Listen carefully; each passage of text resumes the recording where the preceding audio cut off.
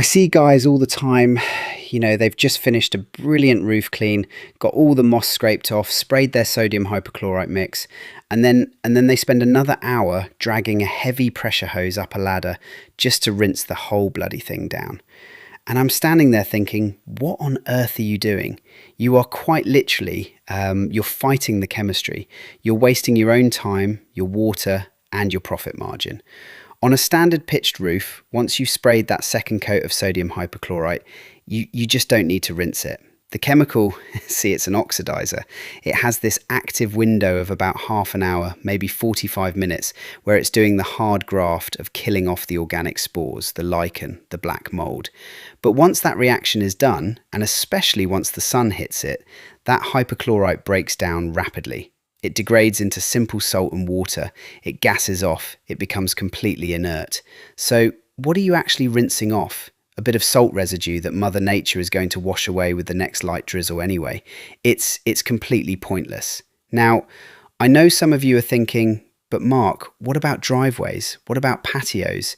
And yeah, that is where we have to look at the exceptions.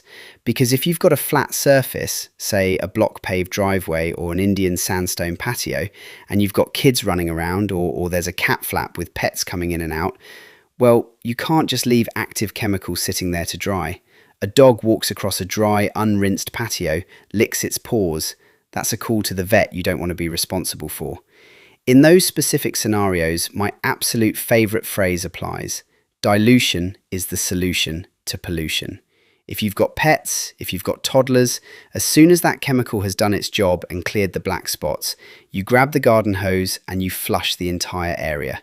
You dilute that mix down to a fraction of a percent until it is totally safe and inert. But if it's a closed-off commercial yard or a roof 30 feet in the air, save your water.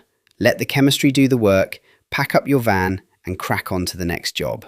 But, and this is a massive but, there are some surfaces where if you walk away without a thorough, meticulous rinse, you are going to absolutely ruin the job and potentially face a massive claim. Let's talk about coloured render first.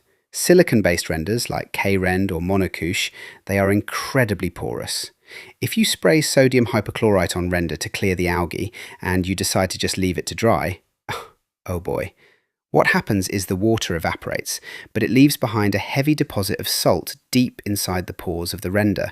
Now, salt is hydrophilic. It loves water. It literally draws moisture out of the air and traps it inside the wall. And what does green and red algae need to thrive? Moisture. By leaving that salt residue on the render, you are actually creating the perfect damp breeding ground. You will find that within a few months, the algae returns twice as fast and twice as thick as before. Always, always rinse render. Flush that salt out of the pores. And then there's wood. Wooden decking is the ultimate trap for a greenhorn contractor. Wood is naturally thirsty. If you spray a strong sodium hypochlorite mix onto a bone-dry deck, the wood fibres will drink that bleach deep down into the grain, and once it's in there, you cannot get it out. It carries on bleaching, turns the wood this horrible, ghostly, silvery white, like driftwood that's been lost in the Atlantic for 10 years. Worse, it actually damages the cellular structure of the wood, causing it to peel and flake. It's like a severe case of sunburn on human skin. To prevent that sunburn damage, you have to follow a very specific workflow. First, you pre-wet the wood. You give the deck a thorough drink of clean water first, so those fibres plump up. Now the wood is full, it's not thirsty. Then you apply a light, gentle soft wash mix, say 1% or maybe 1.5% strength, with a good surfactant like Clever Wash to make it stick. And then, the critical bit, you must rinse it thoroughly within 15 to 20 minutes. Do not let it sit, do not let it dry out.